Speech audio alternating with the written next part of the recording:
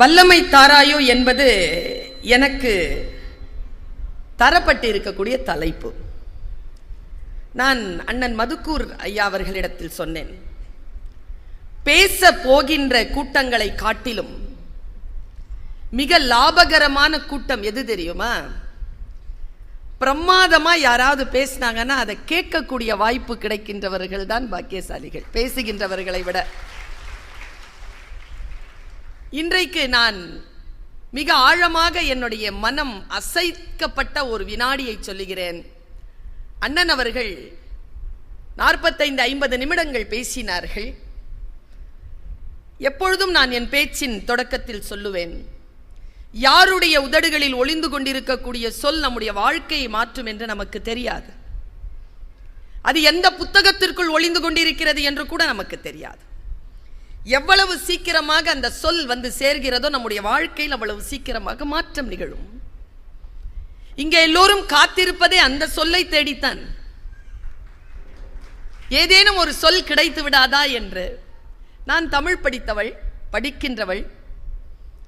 ஆயுள் இருக்கின்ற, மூச்சு இருக்கின்ற வினாடி வரைக்கும் படிப்பதற்கு கோடான கோடி விஷயங்கள் இருக்கக்கூடிய மொழியில் என் தாய்மொழியாக கொண்டிருக்கக்கூடியவள் நான். இன்றைக்கு மிக ஆழமாக நான் சொன்னேன், அண்ணா எனக்கு ஒரு அற்புதமான சொல்லை தந்திருக்கிறீர்கள் என்று அவரிடத்தில் சொன்னேன். அரசியல் பிழைத்தோர்க்கு அறம் கூற்று ஆகும் என்று நான் வாசித்திருக்கிறேன். அன்பு இல்லாதவர்களை கூட அதே அறம் கொல்லும் என்ற ஒரு சொல்லை நினைவுபடுத்தி இருக்கிறீர்கள். உங்களுக்கு மனமார்ந்த என்னுடைய நன்றி. புத்தக திருவிழாக்களில் பேச கேட்க போகின்ற பொழுது வருகின்ற லாபங்கள் இவையெல்லாம். மிக சிறப்பான அந்த சொல்லுக்கு பின்னால் இதோ என்னுடைய சொற்பொழிவு நிகழ்ந்து கொண்டிருக்கிறது. புத்தகம் என்ன செய்யும்? என்ன செய்துவிடும்? புத்தகங்கள் என்ன செய்துவிடும்? எத்தனை பேர் புத்தக வாசிப்பை பற்றி என்ன எல்லாம் சொல்லி இருக்கிறார்கள்? எல்லோரும் நாம் மிக வலிமை கொண்டவர்களாக மாற வேண்டும் என்று நாம் முயற்சி செய்து கொண்டிருக்கிறோமே. இந்த தேடலில் புத்தக வாசிப்பு எதை செய்துவிடப் போகிறது என்றெல்லாம் நான் சிந்தித்தபடி உட்கார்ந்திருந்தேன். இப்படி சொல்கிறேன், இப்பொழுதெல்லாம் நாங்கள்லாம் தன்முனைப்பு பேச்சாளர்களா மாறி போயிட்டோம். எழுச்சி கொண்ட பேச்சாளர்கள். ஒரு அம்மா என்ன ஒரு 10 வருஷமா யார் பார்த்தாலும் என்கிட்ட சொல்ற வார்த்தை என்ன தெரியுமா? உங்க பேச்சை கேட்காம நாங்க தூங்குறதே இல்லை. நான் கண்ணாடி முன்னால நின்று ரொம்ப வருத்தப்பட்டிருக்கேன். தூங்க வைக்கவா பேசுற? உன் பேச்சை கேட்டு தூங்குறாங்க. சமீப காலத்தில் தான் ஒரு செய்தி வந்திருந்தது. அந்த செய்தி என்னை அந்த சொல்லுக்குள் இருக்கக்கூடிய பொருளை விளக்கியது. பெண்கள் நிறைய பேர் இருக்கிறோம். வாழ்க்கை எங்களுக்கு சுலபமாக இல்லை. இன்றைக்கு பெண் குழந்தைகள் தினம். இன்னைக்கு சொல்லாம எப்ப சொல்றது? இத அவ்வளவு சுலபம் இல்லை. மதுக்கூர் ராமலிங்கம் அவர்கள் தஞ்சாவூர்ல இருந்து புறப்பட்டு வர்றதுக்கும், பர்வீன் சுல்தானா சென்னையில இருந்து புறப்பட்டு வர்றதுக்கும் போக்குவரத்து என்னமோ ஒண்ணுதான். ஆனால் அவர் ஆண் ஒரு புலம்பெயர்ந்து வருவதற்கும் பெண் புலம்பெயர்ந்து வருவதற்கும் இடையிலே பல கோடி மைல்கள் வித்தியாசம் இருக்கு என்பதனை உணர்ந்து கொண்டவர்கள் நாம் என்பதற்காக சொல்கிறேன்.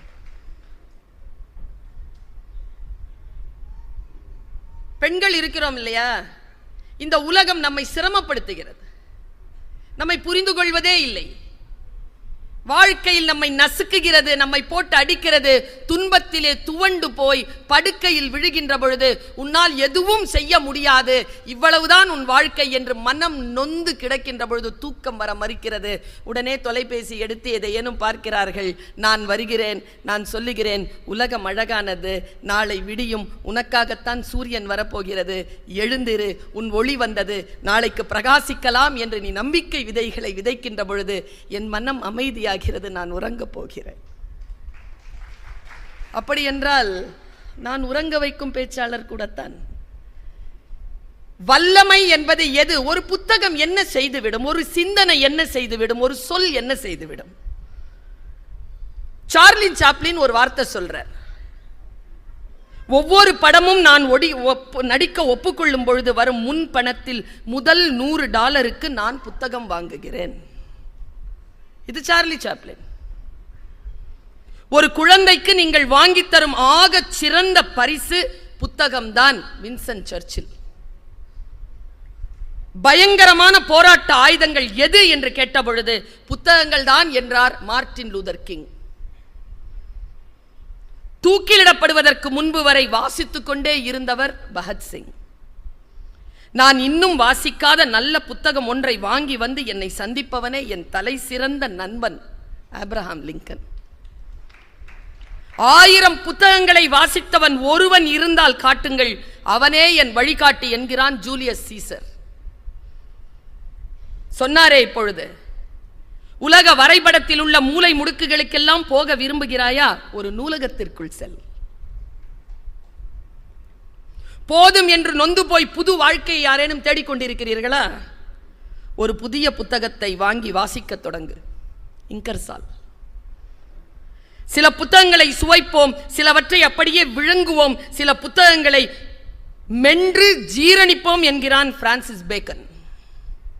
புரட்சி பாதையில் கை துப்பாக்கிகளை விடவும் பெரிய ஆயுதங்கள் புத்தகங்களே என்கிறார் லெனின். நான் இப்படி வாசித்துக் கொண்டே போகலாம். உலக போராட்ட வரலாறை எடுத்து பார்க்கின்ற பொழுது புத்தகங்களை யார் ஒருவர் கையில் வைத்துக் கொண்டிருந்தார்களோ அவர்கள் சாதனையாளர்களாக தன்னுடைய பெயரை வரலாற்றில் எழுதி சென்றிருக்கிறார்கள். இன்றைய தலைமுறைக்கு நாம் தர வேண்டிய ஆக முக்கியமான அறிவுரை என்ன தெரியுமா? வல்லமை கொண்ட ஒரு சமூகம் வர வேண்டும் என்று நாம் விருப்பப்பட்டால் இன்றைய இளைய தலைமுறைக்கு இதோ இந்த பெண் சொல்கிறேன், கையிலே விலை உயர்ந்த தொலைபேசியை வைத்துக் கொண்டிருப்பதனால் அதன் மூலமாக நீ எதையும் அடுத்தவர்களிடமிருந்து பெற்றுவிட முடியாது. நல்ல மரியாதையை முன்னால் இருக்கின்றவர்களிடமிருந்து நீ பெற வேண்டும் என்றால் விலையுயர்ந்த இந்த தொலைபேசியை கையில் வைப்பதை விட்டுவிட்டு ஒரு மிக அற்புதமான நூலை கையில் எடுத்துக்கொண்டு போ. அப்பொழுது தான் இந்த உலகம் உன்னை பார்த்து சிந்திக்கும். ஏன் இந்த தலைப்பை நான் தந்தேன்? வல்லமை தாராயோ இந்த மாநிலம் பயனுற வாழ்வதற்கு என்கின்ற அந்த பாரதியின் வார்த்தைகளை நான் ஏன் எடுத்தேன்? நான் சொற்களுக்குள் பயணம் செய்யக்கூடிய ஒரு உயிர். எல்லா சொல்லும் பொருள் குறித்தனவே எனும் தொல்காப்பியம் படித்தவள் நான். எந்த சொல்லுக்கும் பொருள் உண்டு.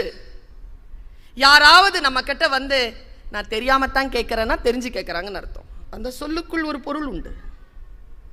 நான் ஒன்று சொல்லுவேன், நீங்க தப்பா நினைச்சிக்க மாட்டீங்களே. தப்பா நினைக்கிற மாதிரி எதை சொல்ல போற சொல்லு. சொல்லுக்குள் பொருள் உண்டு. அது எது சொன்னாலும் அந்த சொல்லினுடைய தொனியை வைத்து அந்த தொனிக்குள்ளாக இருக்கக்கூடிய பொருள் நமக்கு புரிய வேண்டும் என்றால் என் அருமை உறவுகளே, வாசிப்பு பழக்கத்தை கையில் எடுத்துக் கொள்ளுங்கள். யார் ஒருவர் வாசிக்கின்றோமோ, யார் ஒருவர் வார்த்தைகளையும் வாக்கியங்களையும் நிரம்ப வாசித்து வாசித்து புரிந்து கொள்கிறோமோ உலகம் அவர்களுக்கு எளிமையாக இருக்கிறது. முன்னால் இருக்கின்றவர்கள் அவர்களுடைய நினைவு அலைகளில் இருந்து வெளியில் வரக்கூடிய சொல் என்ன பொருள் குறித்து வருகிறது என்பதனை நீங்கள் மிக எளிமையாக நீங்கள் புரிந்து கொள்ளலாம். மதுக்கூரார் சிரிக்க பழகுதானே என்று பேச வந்தார். அவர் பேசுகின்ற பொழுது எத்தனை முறை பாலஸ்தீனம் என்ற சொல்லை பயன்படுத்தினார்? எத்தனை முறை அடக்குமுறை என்கின்ற சொல்லை பயன்படுத்தினார்? ஏன் தெரியுமா? அவருடைய ரத்தத்தில் ஊறிக்கிட்டு இருக்கிறது பொது உடைமை. தான் வாசிக்க தெரிந்த நாள் முதல் மனித நேயத்தையும் பொது உடைமையும் வாசித்தவர். அவர் எதையுமே அந்த பார்வையில் தான் அவரால் பார்க்க முடியும். புதிய கல்விக் கொள்கையா பொது உடைமை தத்துவத்தில் தான் அவர் பார்ப்பார். அன்பு கடந்து அவரால் வேறு எதையுமே யோசித்து விட முடியாது. அதனால் தானே அவர் பேசுகின்ற பொழுது நான் ஒரு நூலை நரம்பை பிடித்தேன். அன்பை பற்றி பேசுகின்ற பொழுது அன்பினால் ஆகுவது உண்டோ பிரிதின் நோய் தன்னோய் போல் போற்றா கடைதானே எழுதியிருக்க வேண்டும் வள்ளுவன். ஏன் அறிவினால் ஆகுவது உண்டோன்னா ஒன்றும் இல்லை, ரொம்ப சிம்பிள். அன்பா இருக்கிறது புத்திசாலித்தனம், முடிஞ்சு போச்சு. ஒருவர் அராஜகத்தால வெல்லவே முடியாதுங்க. எங்கள் அம்மா தான் போட்டுட்டு இருக்காரு 80 பவுன் நகை 5 பிள்ளைங்கள் இல்லை எனக்கு கொடுத்துருச்சு. சண்டை போட்டவங்களாம் கிடைக்கல, அன்பாக இருந்தால் கொடுத்துட்டாங்க. அன்பாக இருப்பது புத்திசாலித்தனம். சொத்து கிடைக்கும், சண்டை போட்டா கிடைக்காது. நான் யோசித்து பார்க்கிறேன், ஒரு மனிதனுடைய வாயிலிருந்து வரக்கூடிய சொல் அவனுடைய எண்ணங்களில் இருந்து வருகிறது, அவன் வாழ்க்கை புரிதலில் இருந்து வருகிறது. அவன் எதை பேச வருகிறான் என்பதனை நான் புரிந்து கொள்கிறேன் என்றால் எனக்கு வாசிப்பு பழக்கம் உண்டு. வல்லமை என்கின்ற சொல்லை ஏன் பயன்படுத்தினேன்? ஏன் வலிமை என்ற சொல்லை பயன்படுத்தவில்லை? வலிமை என்பது வேறு, வல்லமை என்பது வேறு. ரெண்டுமே ஒண்ணு கிடையாது. இப்ப சொல்லவா? மரணப்படுக்கையில் இருந்த மாசேத்துங் எவ்வளவு பெரிய தத்துவத்தை சொல்லிவிட்டு போனான் தெரியுமா? போய் சொல், இந்த உலகத்திற்கு போய் சொல், வலிமை வீழும் மென்மை வாழும், போய் சொல் என்றார். உடன் இருந்தவர்கள் கேட்டார்கள், வலிமை வாழும் தானே, சர்வைவல் ஆஃப் த ஃபிட்டஸ்ட் தானே, வலிமையானவர்கள் தானே வாழ்வார்கள், போய் சொல். நீ சொல்றதெல்லாம் விஞ்ஞானம், நான் சொல்றது மெஞ்ஞானம். போய் சொல், உலகத்திடம் போய் சொல், வலிமை வீழும் மென்மை வாழும் என்று சொல் என்றான் மாசேத்துங். ஏன் என்று கேட்ட பொழுது சொன்ன விளக்கம் எனக்கு ரொம்ப பிடிச்சு போச்சு. நான் கொஞ்சம் லாஜிக்கான ஆளு. என்ன தெரியுமா அவர் சொல்றார்? உடம்புலயே ரொம்ப உறுதியானது பல்லு, வலிமையானது பல்லு, ரொம்ப மென்மையானது நாக்கு. அவன் சொல்றான், வலிமையான காரணத்தினாலேயே பற்கள் விழுந்து போகின்றன, மென்மையான காரணத்தாலேயே நாக்கு விழுவதில்லை. வலிமை வீழும் வல்லமை வாழும், ஆற்றங்கரை ஓரத்திலே அசைந்து நிற்கும் நாணலது, காற்றடித்தால் சாய்வதில்லை, கனிந்த மனம் வீழ்வதில்லை. அன்பாக இருத்தல் புத்திசாலித்தனம், அதுதான் அறிவு, அதுதான் பொது உடைமை தத்துவம், அதுதான் இந்த மண்ணினுடைய மாண்பு. நான் சொல்லட்டுமா? எனக்கு தெரிஞ்சுங்க, அண்ணன் மாதிரி நானும் பல நாடுகளுக்கு போயிட்டு வந்திருக்கேன், போயிட்டு வந்துகிட்டு இருக்கேன். உலகத்தில் நாங்க போறது தமிழ் மக்கள் வாழக்கூடிய அந்த இடத்திற்கு தான் போகிறோம். ஆனால் நான் ஒன்றை சூளுரைக்கிறேன், தமிழ்நாடு போல் அறம் சார்ந்த பூமி இந்த உலகத்தில் வேறு எங்கேயும் கிடையாது. இது அறம் சார்ந்த பூமி. அறம் சார்ந்த பூமிங்கிறதுக்கு ஒரு விஷயம் சொல்லவா? நீங்க எல்லாம் எந்த அன்புல இங்க உட்கார்ந்து இருக்கீங்க? இங்க எனக்கு தெரிஞ்சு இந்த மாதிரி ஒரு கூட்டத்தை எந்த எதிர்பார்ப்பும் இல்லாமல் 2 பேர் யாரோ பேசுறாங்க, அந்த பேச்சை கேட்டுட்டு போவோம்னு இப்படி ஆயிரக்கணக்கான மக்கள் கூடி இருக்கக்கூடிய அவை இந்த உலகத்திலேயே தமிழ் இனம் தவிர வேறு எந்த இனத்திலும் கிடையாது. எதை கேட்க வந்தோம் என்பதை வைத்து சொல்கிறேன். கூட்டம் நிறைய உண்டு, கூட்டம் நிறைய உண்டு. எதை கேட்க கூடுகிறோம் என்பதுதான். தமிழ்நாடு அறம் சார்ந்த நாடு, அறம் என்ற வல்லமை கொண்ட நாடு இந்த நாடு. ஏன் தெரியுமா? இந்த நாடு கல்வி சிறந்த தமிழ்நாடு, புகழ் கம்பன் பிறந்த தமிழ்நாடு, வள்ளுவன் தன்னை உலகினுக்கே தந்து வான் புகழ் கொண்ட தமிழ்நாடு, சிலப்பதிகாரம் என்னும் ஒரு மணியாரம் படைத்த தமிழ்நாடு, கல்வி சிறந்த தமிழ்நாடு. நுட்பமா சொல்ற இந்த விஷயத்தை. இந்த நாடு அறம் சார்ந்த நாடு என்பதற்கு கி ராஜநாராயணன் ஒரு புக்கு, ஒரு கதை எழுதியிருந்தார். இந்த கதையை நான் படித்தேன். உங்க மனம் புரண்டு படுக்குதான்னு பாருங்களேன். இந்த புத்தக கண்காட்சியின் நோக்கம் பல்லாயிரக்கணக்கான பல லட்சக்கணக்கான புத்தகங்கள் இதோ இங்கே அடுக்கி வைக்கப்பட்டிருக்கின்றனவே, இப்படி மேடைகள் அமைத்து பேச கேட்க கொண்டு வைக்கக்கூடிய வாய்ப்பை தந்து கொண்டிருக்கிறார்கள். என்ன காரணம் தெரியுமா? அந்த மனசை கொஞ்சம் அப்படி புரட்டி போடுறதுக்கு தான், வேற எதுக்குமே இல்லை. கொஞ்சம் அப்படி புரட்டி போட்டா போதும் நம்ம மனசு. வாழ்க்கையை நாம சந்திச்சுக்குவோம். ஒரு ரவுடி பையன் இருந்தானா, ஒரு ஊர்ல கீராஜனாரன் எழுதுறார். பயங்கர வன்முறையாளர். நாய் கூட பயப்படுமாங்க அவன் நடந்தா. ஏன்னா சும்மா போக மாட்டானா, கல்லெடுத்து அடிச்சுட்டு போவான். குழந்தை இருக்குன்னு வச்சுக்கோங்களேன், அந்த குழந்தைய போய் அவன் கையில் இருக்கிற மிட்டாயெல்லாம் பிடுங்கிப்பானா. யாரை பார்த்தாலும் அடிப்பான், யாரை பார்த்தாலும் நோவை செய்வான். அவனுக்கு நல்ல பேரே கிடையாது, சரியான ரவுடி. அவனுக்கு ஒரு நாள் சாவு வந்துருச்சு, செத்துட்டான். என்ன நினைக்கிறீங்க, ஊரெல்லாம் பட்டாசு வெடிச்சு கொண்டாடுறாங்க. அந்த ஊருக்கு அன்னைக்கு தான் தீபாவளி, பயங்கர ஜாலி. போயிட்டான்ப்பா மாடி பாவி பய. ஒரு நாளாவது உருப்படியா நம்மளால வாழ முடிஞ்சுதான் இவன் உயிரோட இருக்கிற. செத்து தொலைஞ்சான் பாவி. பேசிக்கிட்டே இருக்கும்போது அந்த ஊர்ல ஒரு வாத்தியார் இருந்தாராம். சாவுக்கு அவர் வர்றார். எல்லாரையும் பார்த்துட்டு அமைதியா ஒரு வார்த்தை சொன்னாராம். இறந்துருக்கிறாரு, அவர் காலையில் வீட்டை விட்டு வர்றதை பார்த்துருக்கீங்களா? வெள்ளை சட்டை வெள்ளை பேண்ட் போட்டுட்டு வருவார். தூய்மையா இருக்குங்க. அவரை பார்த்தாலே காலையில் அவர் நடந்து வர்றதை பார்த்தாலும் அவ்வளோ சந்தோஷமா இருக்குங்க. நல்லபடியா போகட்டும் அப்படின்னாராம் ஒரு வாத்தியார். சொல்லிட்டு கடைசியா முடிக்கிறார், இந்த நாடு எவ்வளவுதான் மோசமானவர்களாக இருந்தாலும் அவர்கள் மீது கூட அன்பு செலுத்துவதற்கு ஒரு உயிர் இருக்கக்கூடிய நாடு இந்த தமிழ்நாடு என்பார் கீரா. மனசு இருக்குல்ல எங்க, எத்தனை கதை சொல்லியிருப்பாங்க எங்க அம்மா. அத்தனை கதையிலையும் அரக்கர்கள் வருவார்கள், திருடர்கள் வருவார்கள், யாரும் கெட்டவங்களே இல்லைங்க எங்க அம்மா சொன்ன கதையில. யாருமே சாகவே மாட்டாங்க பாட்டிகள் கதைகள்ல. இது அறம் சார்ந்த நாடு. வல்லமை என்பது எது?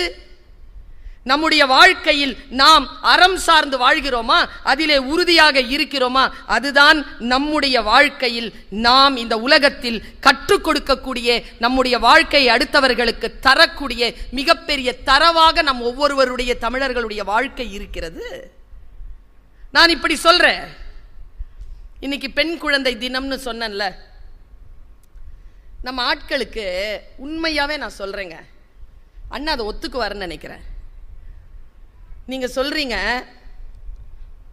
எஸ்ரா சொல்றாரு பெண்கள் மட்டுமே வீட்டில் இருந்தா சந்தோஷமா இருப்பாங்க அப்படின்னு சொன்ன உடனே அங்க ஒருத்தருடைய முகத்தை பார்த்தேன். அப்படின்னாரு அவரு. அவருக்கு அது பிடிக்கல. எஸ்ரா சொல்றது அவருக்கு பிடிக்கல.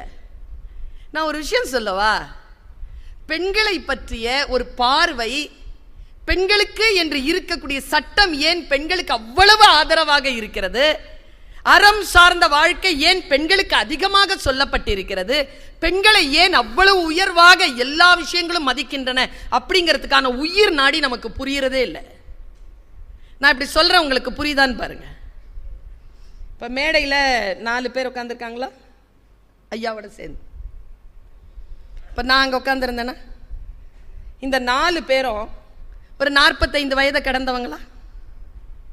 எல்லாரும் இங்க வந்து உட்காரத்துக்கு எவ்வளவு வருஷம் பாடுபட்டிருப்பாங்க ஒவ்வொருத்தரும்? 30 வருஷம். 30 வருஷம் 30 வருஷம் பாடுபட்டாதான் இந்த சீட்டில் உட்கார முடியும். இப்போ நான் உட்காந்துருக்கேன்ல, அவங்க உட்காந்துருக்காங்கல்ல, இவங்கெல்லாம் உட்காந்துருக்காங்கல்ல, நீங்கள்லாம் பெண்கள் இந்த சேரில் உட்காந்துருக்கீங்கல்ல, நாங்கள்லாம் 30 வருஷம்லாம் வேலை செஞ்சாலாம் உட்காந்துட முடியாது. 1000 வருட போராட்டத்திற்கு பிறகுதான் இந்த சேர் எங்களுக்கு கிடைச்சது அப்படிங்கிறத மட்டும் புரிஞ்சுக்கிட்டா போதும். இன்றைய பெண் குழந்தைகள் தினத்திற்கான செய்தி. பல்லாயிரக்கணக்கான போராட்டம். பாரதி ஒரு வார்த்தையை சொல்றான். அவர் வந்து தூங்கிட்டு இருந்திருக்கிறாரு, பாரதிதாசன் வந்திருக்காரு, வரலாற்று செய்தி. வந்துட்டு பாரதியாரை எழுப்பி இருக்காரு. என்ன பண்றீங்க, சாப்பிட்டீங்களா? ஏதோ தோசை சுட்டு சாப்பிட்டேன், பால் குடிச்சிட்டு தான் தூங்குவேன், பால் எப்படி காய்ச்சறதுன்னு தெரில, செல்லம்மா ஊருக்கு போயிருக்கு.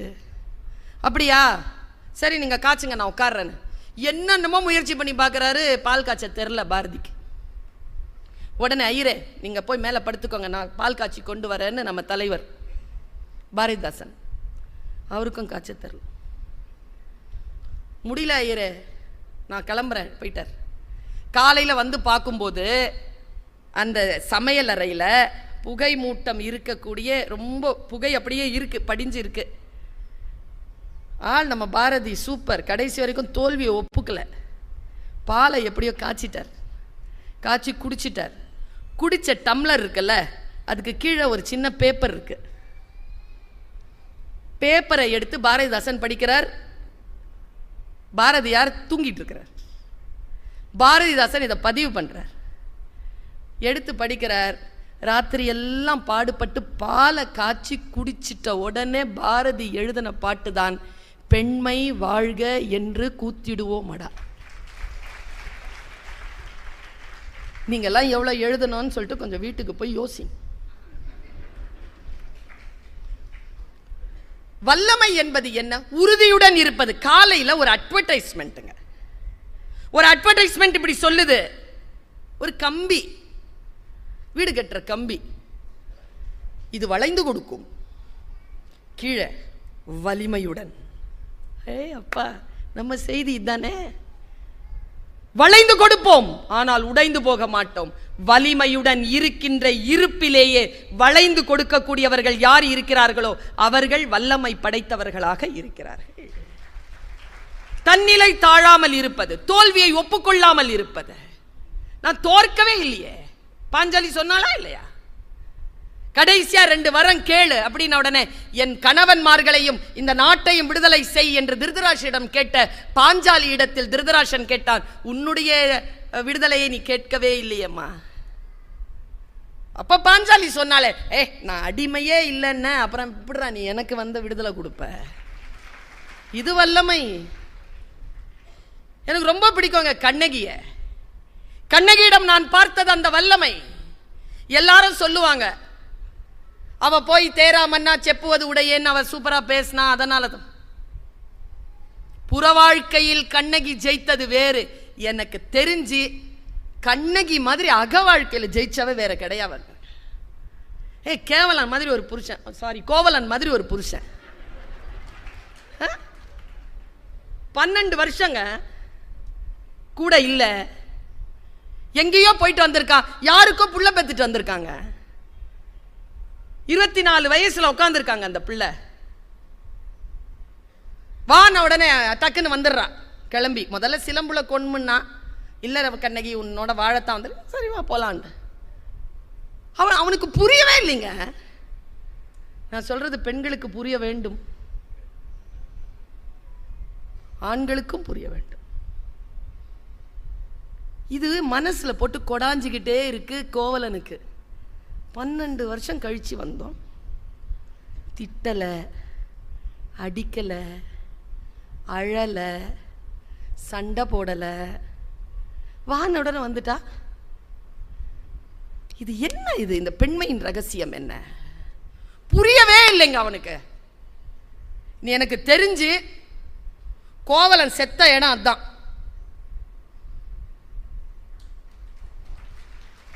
வாமா போலாம் உடனே. அதை கேட்குறான் அவன், மாதரி வீட்டில் கேட்குறான். கண்ணகி ஒரே ஒரு டவுட்டு, சாவ போகிறான். ஆனால் நல்ல ஆன்மா போல இருக்கு, சாவும் போது சில டவுட்டை கிளியர் பண்ணிட்டு போயிருக்கான். சில பேர் டவுட்டு கிளியர் பண்ணாமே செத்து போயிடுறாங்கல்ல, ஆவியா அலைவான். அவன் போனவன், அவ்வளோதான், முடிஞ்சு போச்சு. அவன் சொல்கிறான், கண்ணகி ஒரு டவுட்டு. என்ன? இதுதான் கண்ணகி. என்ன? எழு என்றதும் எழுந்தனை, என் செய்தனை? எழுந்தவுடன் எழுந்துட்டிய. ஆண்களுக்கு ஒரு சைக்காலஜி இருக்கு தெரியுமா? தப்பு பண்ணிட்டு பொண்டாட்டி முன்னால வந்து நிற்கும் போது ஒன்று அவ கத்தி சட்டையை கிழிக்கணும், இல்லை தன்னைத்தானே அடிச்சுக்கிட்டு அழுணும். ரெண்டும் பண்ணாமல் சைலண்டாக சோறு எடுத்து வச்சு பால்கீழ் வச்சு கொடுத்துக்கிட்டு கூட்டிகிட்டு போனான்னு வச்சுக்கோங்களேன், பயந்துருவான்.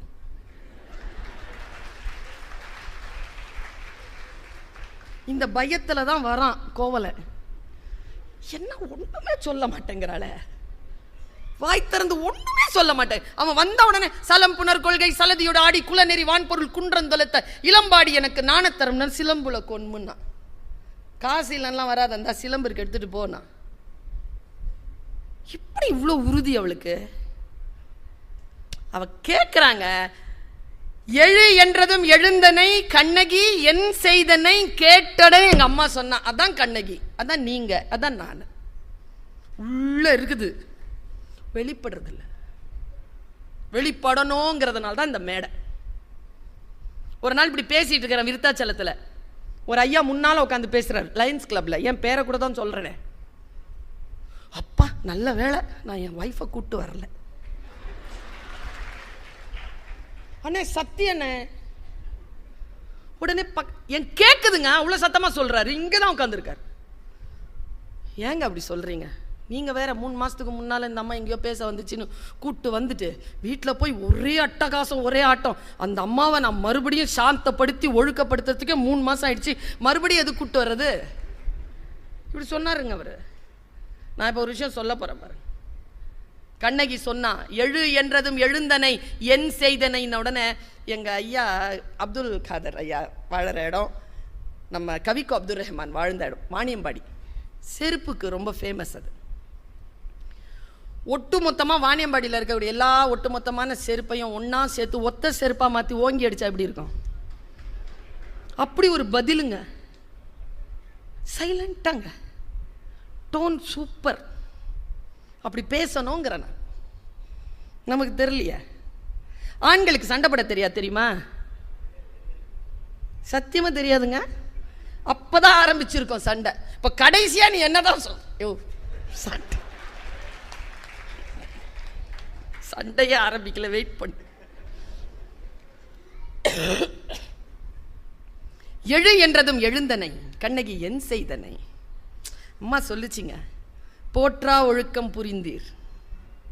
எப்படி? போற்றா ஒழுக்கம் புரிந்தீர், யாவதும் மாற்றம் ஏதும் நிகழ்த்த முடியா வாழ்க்கையினன் ஆதலின் எழு என்றதும் எழுந்தனன். மாற்ற முடிஞ்சுதான் என் வாழ்க்கைய?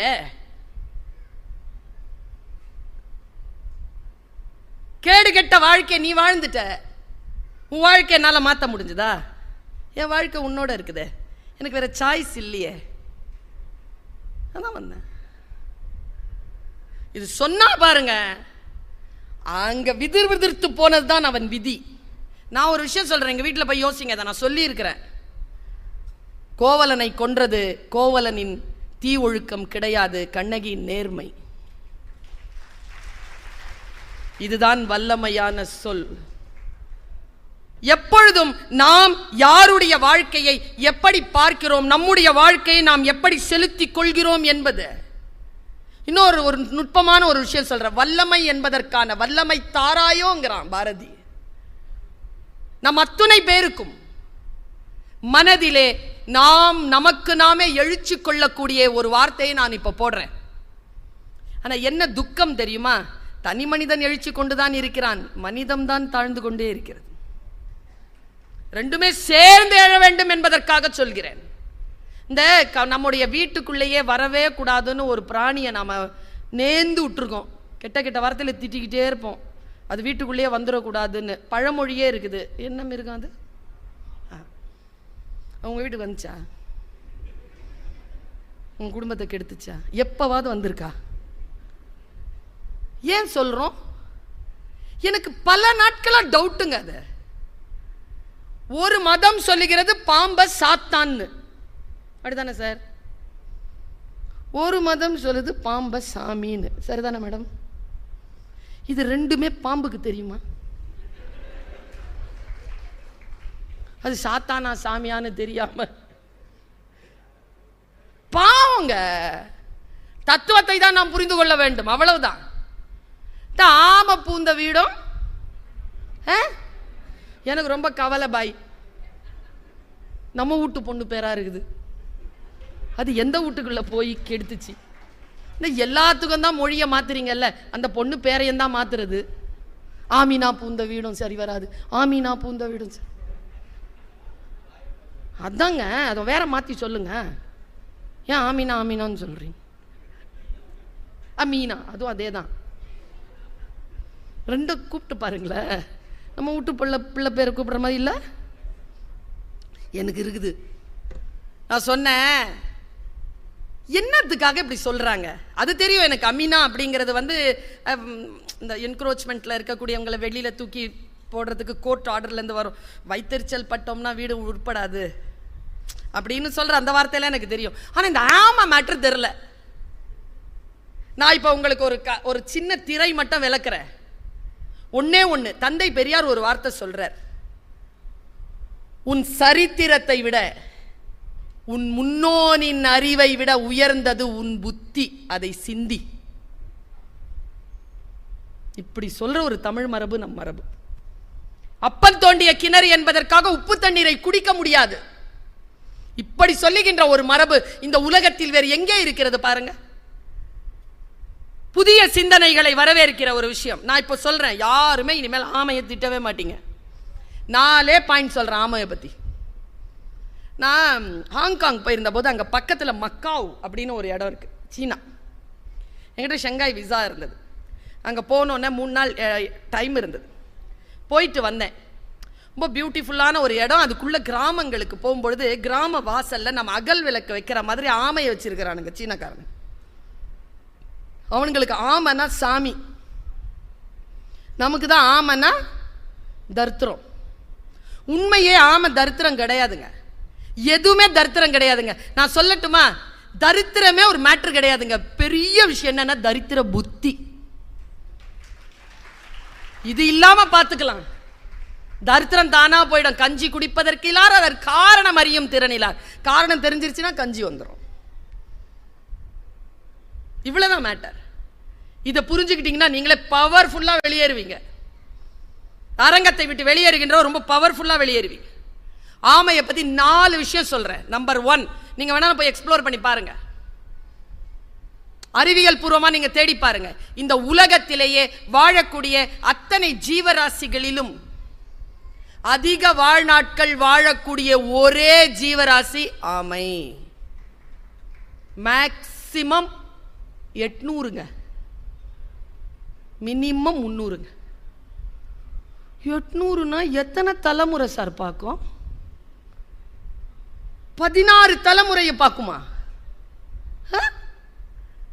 டே அப்பா. இன்னொரு விஷயம் சொன்னா, உங்க காலில் இருக்குல்ல நிலம், அது நகர்ந்துரும். இப்ப நான் சொல்ல போற மேட்டர், கடலிலே நீந்துகின்ற அத்தனை ஜீவராசிகளிலும் இன்க்ளூடட் திமிங்கலம் அதிக கிலோமீட்டர் பயணம் செய்யக்கூடிய பிராணி ஆமை. அது எப்படின்னா அதுவா நீந்தாதான். என்ன பாருங்க, அதுவா நீந்தாதான். அதுக்கு திசை அறிவு அதிகமா. இப்போ அது கலிபோர்னியாவில் இருக்கு, அது கன்னியாகுமரிக்கு வரணும்னு முடிவு பண்ணிருச்சுன்னா கலிபோர்னியாவிலேருந்து கிளம்போம். அது நீந்தாது. நீரோட்டங்கள் கடலுக்குள் ஓடும்ல, அதில் போய் தன்னை ஜாயின் பண்ணி நீரோட்டத்தில் அது பயணம். ஆனால் திசை அறிவு அது பாட்டுக்கு வேற எங்கேயோ போகுதுன்னு வச்சுக்கோங்க, நீரோட்டம் அங்கே போவாது, கழண்டுரும். இந்த பக்கம் போகிறதுக்கான எந்த நீரோட்டம் வந்தாலும் வெயிட் பண்ணிவிட்டு அதுக்குள்ளே போகுமா. இப்போ நீங்களா போய் புக்கு படித்தா 15 வருஷம் ஆகும். நானும் மதுக்கூர் சாரம் பேசுகிறத கேட்டுக்கிட்டோம்னா 2 மணி நேரத்தில் முடிச்சுக்கலாம். இதை ஆமை செய்து போய் நீரோட்டத்தில் ஜாயின் பண்ணிக்குது. அது போகும்போது அது கூடவே கடந்து போயிடுது. இதில் இன்னும் பெரிய ஒரு விஷயம் என்ன தெரியுமாங்க, அற்புதமான விஷயம் என்ன தெரியுமா, அது முட்டை போடணும் அப்படின்னு முடிவு பண்ணிடுச்சுன்னா 800 வருஷத்தில் எவ்வளோ முட்டை போட்டிருக்கோம். அது முட்டை போடணும்னு முடிவு பண்ணிச்சுன்னா, இப்போ கன்னியாகுமரியில் முட்டை போடுதுன்னு வச்சுக்கோங்க, அதுக்கு கரு உண்டாகிறது கலிஃபோர்னியாலன்னு வச்சுக்கோங்க. 45 நாளுக்கு முன்னால் அது தன்னுடைய பயணத்தை தொடங்குமாங்க. தன் வாழ்க்கையில் ஆரம்பத்தில் எந்த இடத்தில் முட்டையிட்டதோ தன் மரணம் வரைக்கும் அந்த இடத்துல தான் வந்து முட்டையிடுமா. ஆனால் உலகம் முழுக்க கடல்ல சுற்றுப்பயணம் பண்ணிக்கிட்டே இருக்குமா. ஏங்க மிருகங்க, இதெல்லாம் தெரிஞ்சுக்க. ஆமா பூந்த வீடு உருப்படாது. எப்படி நீ உருப்படுவ? புத்திசாலியான ஒரு விஷயத்தை உள்ள விடலைன்னா நீ எப்படி உருப்படுவ? சொல்லி கொடுத்துடுறது. நான் ஒரு விஷயம் சொல்லவா, இந்த உடம்புக்கு ஆரோக்கியமான ஒரு நல்ல ஒரு பொருள் வந்து அந்த பச்சை பூசணிக்காய். கரெக்டாக உள்ள வந்து குங்குமத்தை அடைச்சி கரெக்டாக ரோட்டில் போய் உடைக்கிறோம் பார்த்தியா, திங்கிறது இல்லை. அது உடைச்சாலும் அடுத்தவனும் தின்னுடக்கூடாதுங்கிறதுனால உள்ள ஃபுல்லா மஞ்சளை போட்டு குங்குமத்தை போட்டு போட்டு பல வேளைகள் நான் சொல்லுகிறேன். நாம் வல்லமை பெற்றவர்கள் தான். நம்முடைய வலிமை வேறறுக்கப்பட்டு கொண்டே இருக்கிறது. அதை கண்டுபிடித்து நம்முடைய வல்லமையை நாம் மீட்டெடுக்க வேண்டும். இதனால் தான் பேசுகிறோம். எனக்கு நம்ம எதங்க தேர்ந்தெடுக்கிறோம்? நமக்கு வாழ்க்கையில எதுங்க முக்கியம்? மரணம் அடைகிற பிப்ரவரியில் இறக்குறார் பாலு மகேந்திரா சார். டிசம்பர் 22 எங்க காலேஜுக்கு வரார். முந்தின ஒரு மாசத்துக்கு முந்தின மாசம். ஆக்சுவலாக அவர் பேசின கடைசி மீட்டிங் எங்க காலேஜ் மீட்டிங். சும்மா சாப்பிட்டுட்டு இருக்கும்போது கேட்டேன், எங்க அம்மாவுக்கு ஒரு பழக்கம் இருக்குது. எங்களை வளர்க்கும் போது இப்போ இருக்கிற பெற்றோர்களிடத்துலலாம் அது இல்லை. இப்போ இருக்கிற பிள்ளைகளும் அதை ஏற்றுக்கிறது இல்லை. கூட்டிகிட்டு போய் யாராவது வீட்டுக்கு வந்தாங்கன்னா விட்டுருவாங்க. எங்கள் அம்மா, எங்கள் 5 பேர், எனக்கு ஒரு அண்ணன், ஒரு அக்கா, ஒரு தம்பி, ஒரு தங்கச்சி, 5 பேர். எனக்கு 4 சித்தப்பா, 2 அத்தை. அதெல்லாம் 3 சித்தப்பா தான். ஒன்று விட்ட சித்தப்பா உட்காந்துருவாங்க. யார் வந்தாலும் இதான் அறிவுரை சொல்லும். அதில் ஒரு சித்தப்பாக்கு அறிவுரை சொல்லவே தெரியாது. ஆனால் அவருக்கு அறிவுரை சொல்ல தெரியாதுன்னு அவருக்கு தெரியாது. வச்சு செய்வாருங்க. 40 நிமிஷம் கேட்டுக்கிட்டே இருப்போம். அறிவுரைகள் இருக்குல்ல. ஆனால் ஒன்று சொல்கிறேன், யாருடைய உதடுகளில் ஒளிந்துட்டு இருக்கக்கூடிய அந்த அறிவுரை நம்முடைய வாழ்க்கையை அப்படி ஒரு வெளிச்சத்தை கொடுக்கும் தெரியாது. உடனே ஒரு மூங்கில் புல்லாங்குழல் ஆகும். ஏதோ ஒரு வயதில் எங்கேயோ சேர்ந்த சொல். ஒன்றும் இல்லை, எங்க கெமிஸ்ட்ரி டீச்சர் தான் சொல்லிச்சு, பேசாதேன்னு. யாரை பார்த்து? யாரை பார்த்து?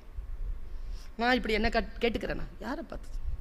பேச மாட்டேன், பிழைக்க தெரியும். இங்க யாரை பார்த்து சொல்றீங்க பேசக்கூடாது? பேசவே பிறந்தவன். பேசாத, கிளாஸ்ல பேசாத. எங்க பேசணுமா அங்க பேச, எங்க பேசக்கூடாது அங்க பேசாத. சொல் கிடைச்சிருச்சு. அங்க பேசுறதை நிறுத்தினா இதோ இங்க பேசு. சொல்லார சும்மா இரு. அருணகிரிநாதருக்கு முருகன் தந்தது அருள் வாக்கு. சொல்லார சும்மா இரு. பல விஷயங்கள் சேரும். கவனச்சிதறாமல் இருக்கின்ற பொழுது பல விஷயங்கள். நமக்கு என்னங்க வேணும்? எனக்கு என்ன வேண்டும்? உண்மையில சொல்லுங்க.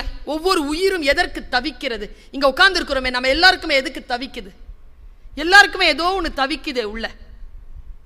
எதுக்கு தவிக்கிறோம்? நாம எல்லாம் ஒரு பெரிய தப்பு பண்ற என்ன தெரியுமா? அடுத்தவங்களை திருத்திரலான்னு. முடியாதுங்க. முயற்சி பண்ணாதீங்க, வேஸ்ட். கொஞ்சம் நேரம் திருந்தின மாதிரி அது இருக்கும். நம்ம கிட்ட இந்த எல்லாம் செலவானதுக்கு அப்புறம் மறுபடியும் யாரைய எந்த விஷயத்திலையுமே மாற்றவே முடியாது. கேரக்டர்ங்கிறது இன்பில்ட். நான் இப்படி சொல்லுவாங்க, என்னுடைய பேச்சை பார்த்து சொல்லுவாங்க, பரிவினோட சிறப்பான பேச்சாளர்கள் இல்லையா? இருக்கிறாங்க. பரிவினுக்கு ஏன் தெரியுமா? ஆடியன்ஸ். பர்வீன் பேச்சு முக்கியம் இல்லை, அவள் பேசுகின்ற பொழுது அவள் என்ன மனநிலையில் இருக்கிறாள் என்பதுதான் முக்கியம். அந்த மனநிலைக்கு தான் துட்டு, அந்த மனநிலைக்கு தான் ஆடியன்ஸ். இது என் வளர்ப்பு முறை. நான் அப்படித்தான் வளர்ந்தேன். இந்த பார்வை இருக்கு இல்லையா, இந்த பார்வையின் தெளிவோடு நான் சொல்லுகிறேன், நமக்கெல்லாம் என்ன வேணும்? எல்லா உயிர்களும் எதற்கோ தவிக்கிறது. நான் ரொம்ப நுட்பமான ஒரு விஷயத்தை உங்களுக்கு சொல்றேன். உங்க குழந்தைகள் கிட்ட இன்னைக்கு போயிட்டு சொல்லுங்க இந்த விஷயத்தை. உங்க பேர குழந்தையோ இருந்தா சொல்லு. மனைவி இடத்தில், கணவனிடத்தில் சொல்லுங்க, இப்படி ஒரு விஷயத்தை கேட்டேன்னு. யாரை தெரிந்து வைத்திருக்கிறோம்? நம்ம யாரை தெரிஞ்சு வச்சிருக்கிறோம்? 2 விஷயத்தை சொல்றேன். சில பேரை தெரிஞ்சு வச்சிருக்கிறதுனால அவங்க சம்பாதிப்பாங்க, சில பேரை தெரிஞ்சு வச்சிருக்கிறதுனால நாம சம்பாதிக்கலாம். உதாரணத்துக்கு சொல்லவா, சம்பாதிக்கிறது வெறும் பணம் அல்ல. புகழ், அறிவு, தெளிவு, ஆற்றல் எல்லாம். இப்போ ஜெயிலர் படம் வந்துச்சா? யார் இயக்குனர்?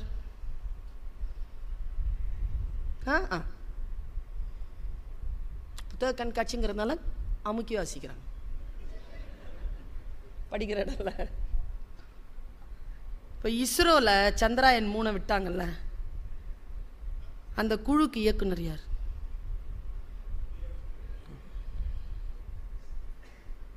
நான் என்ன சொல்றேன், முதல்ல சொன்னோம்ல, அவரை தெரிஞ்சு வச்சிருக்கிறதுனால அவர் சம்பாதிப்பார். இவர் சொன்னார்ல, இவரை தெரிஞ்சு வச்சிருக்கிறதுனால நாம சம்பாதிக்கலாம். எதை தெரிந்து வைத்திருப்பது? எல்லாம் பொழுதுபோக்கு அம்சங்கள் இல்லை. சிரிக்க சிரிக்க தான் பேசுறார் மதுக்கூறார். மதுக்கூறார் சிரிக்க வைத்து பேசுவதிலே கிடைக்கின்ற அறிவு வெறும் சிரிக்க வைக்க வேண்டும் என்று பேசுகின்ற பேச்சாளர்களிடத்தில் நான் கண்டதில்லை. எதற்காக? ஏன்? இப்ப நான் ஒரு விஷயம் சொல்றேன். இங்க கரூர் மாவட்டத்தில் எப்படின்னு தெரியல, இங்க இந்த சேவல் சண்டை நடக்குமா? இங்க தான் ஃபேமஸா? நீங்க தானா? அது நானும் ஊர் ஊரா போய் கேட்டுக்கிட்டு இருக்கிறேன். இங்க தானா? ஒரு படம் கூட வந்துச்சு.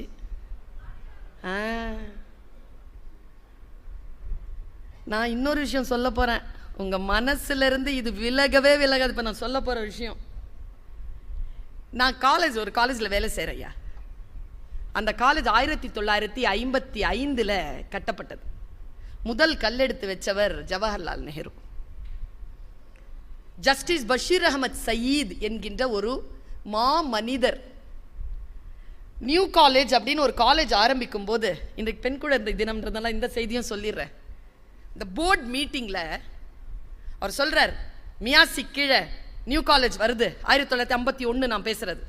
நியூ காலேஜ் வருது, பெண்களுக்குன்னு ஒரு காலேஜ். போர்ட் மீட்டிங்கில் பிரச்சனை வருது. ஏப்பா, பொம்பளை பிள்ளைங்களுக்கா, முஸ்லீம் பிள்ளைங்களுக்கா?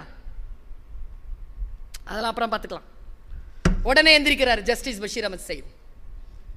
இன்னும் 4-5 வருஷத்துல பெண்களுக்குன்னு ஒரு தனியான ஒரு கல்லூரியை நிர்மாணிக்கிறேன்னு சொல்லிட்டு வெளியில வர்றார்.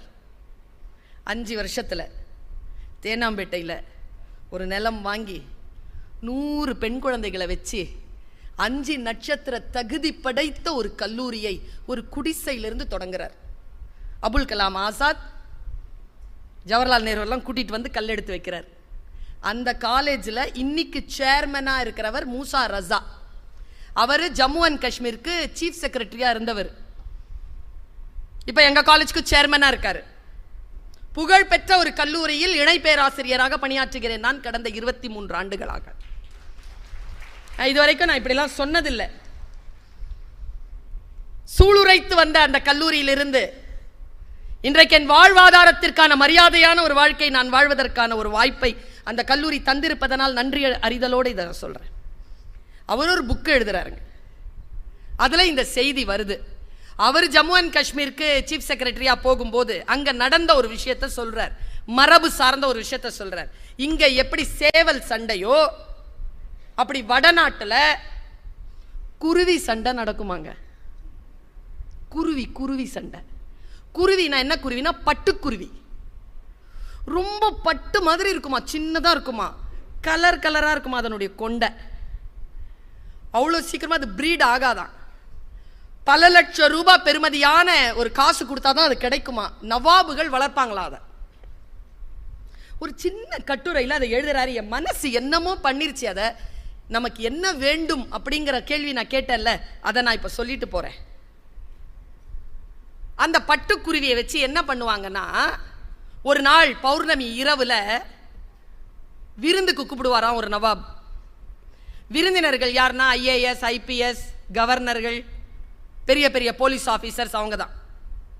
வந்து உட்கார்ந்த உடனே டின்னர்லாம் முடிச்சதுக்கு அப்புறமா இந்த சண்டை தொடங்குமா. இந்த சண்டை எப்படி நடக்கும்னு அவர் எழுதியிருப்பாருங்க. ஒரு சின்ன பட்டு துண்டை இப்படி விரிச்சிருவாங்களாம். 2 நவாபுகள் வந்து அந்த குருவியை ட்ரெயின் பண்ணியிருப்பாங்களாம். நவாபுகளுக்கு பட்டுக்குருவி ட்ரெயின் பண்றதுங்கிறது ரொம்ப பிரெஸ்டீஜியஸான விஷயம். அதை தயார் பண்ணும்போது எப்படி பண்ணுவாங்கன்னா, அதனுடைய காலில் ஒரு பட்டு நூல் கட்டி ஒரு நவாப் இப்படி பிடிச்சி வச்சிருப்பாராம். அப்படி இழுத்த உடனே அது ஃபீல்டுக்கு போயிடும். கண்ட்ரோலில் இருக்கும், பறக்காது. கண்ட்ரோலர் பட்டு துணியை விரிச்சு 2 பேருக்கும் அப்படின்னு உடனே சண்டை ஆரம்பிக்கும். சண்டைனா சண்டை அப்படி பார்ப்பாங்களா. அந்த 2 பட்டுக்குருவியும் அடிச்சுக்கிட்டு ஒண்ணுக்கு ஒண்ணு அவ்வளவு காயப்படுத்திக்குமாங்க. காயப்படுத்தி கடைசியா ஒரு குருவி ஜெயிக்குமா, ஒரு குருவி தோக்குமா. தோக்குற குருவி இப்படி உட்காந்துருக்குமா, வந்து சீண்டனால எந்திரிக்காதான், அப்படியே உட்காந்து. இப்போ தோத்ததா அறிவிச்சிருவாங்க. இதில் என்ன தெரியுமா கிளைமேக்ஸு? இந்த ஜெயிக்கிற தோக்குறதெல்லாம் ஒன்றுத்துக்கு பரிசு, ஒன்றுத்துக்கு தண்டனை.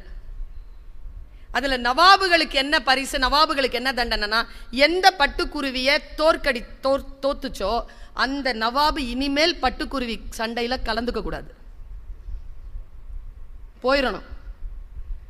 ஜெயிக்கிற நவாப் இருக்கிறார்ல, அவருக்கு பல லட்சம். நீங்க என்ன சொல்றீங்க? அவர் சொல்றாரு அந்த அந்த பட்டுக்குருவிகள் எப்படி இருக்கணும், இப்படி ஓபன் பண்ணுவாங்களாம், 2 குருவிக்கும் சொல்லி கொடுப்பாங்களாங்க நட.